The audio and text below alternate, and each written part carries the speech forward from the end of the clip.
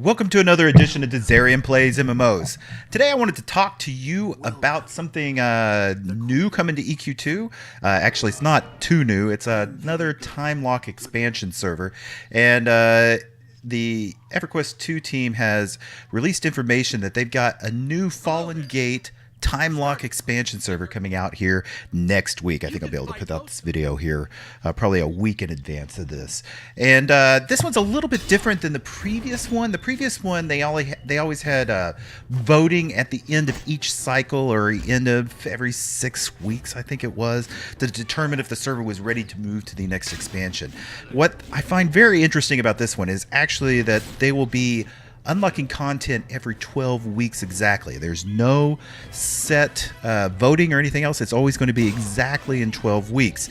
What that means, though, is, as you can see right here, they said this means 12 weeks at Classic EverQuest 2, 12 weeks of Desert of the Flame, 12 weeks of Kingdom of the Sky, and so on. It also means that GU or Adventure Pack content will release between expansions.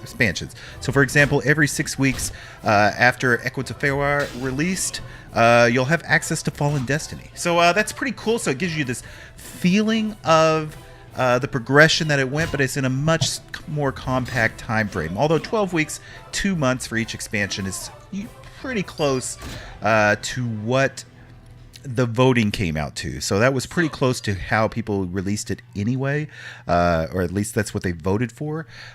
So that's pretty good. I think that's a really good system, actually. It's just to do it on a set time, because the voting really caused problems in my eyes.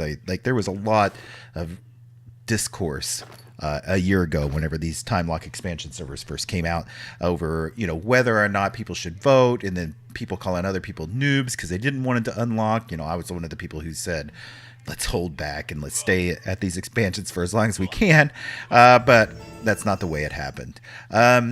Also, another thing that's going to happen is something they didn't have in the previous one, is all races and all classes will be available to do during this expansion. So if you want to play a channeler and you want to play a vampire channeler, or I forget what they call the race of vampires here, then you'll be able to do that. The main focus of this, though, is going to be Heritage Quest. Completing a and this is really neat. I think this is a very good way to get people onto the TLE servers. Completing a Heritage Quest will award achievements and unlock new claimable items for your normal character on the normal servers. So, for example, it says here that you complete the Journeyman's Boot Heritage Quest on Fallen Gate. You'll have a reward waiting for you for every character on your account on every server. So you'll be able to attain a level 100 version of J-Boots on a regular player server, a level 90 version on Stormhold, and even a level 50 version on your Fallen Gate characters. So that's really pretty cool. I like that there's a reason to play TLE for your normal character. Maybe you didn't experience that content, and you experiencing that content in these time lock expansion servers is a lot more fulfilling, because the content is actually harder since it's scaled more toward that level. Of course, there are problems with that, and it's not exactly perfect. It's not a perfect system. It's not just like whenever it first released, but it is close enough to get the feeling, and it is challenging in that same regard. So that covers pretty much all of it. I just wanted to update you guys, because I know we got a lot of EQ2 viewers, and maybe they don't follow everything that happens on the community, but I think this is exciting news. If you're bored of the normal content, then this is a way to experience some of that older content, and I think it's a good time to do that. I know a lot of the questions are going to be whether I'm going to be doing this, and I don't think I'm going to be for this go around. I'm getting into the really good content, the more later game content. Like, I'm at Cobalt Scar now, and I've got a lot of the 95 and up content that I'm doing in my normal playthrough.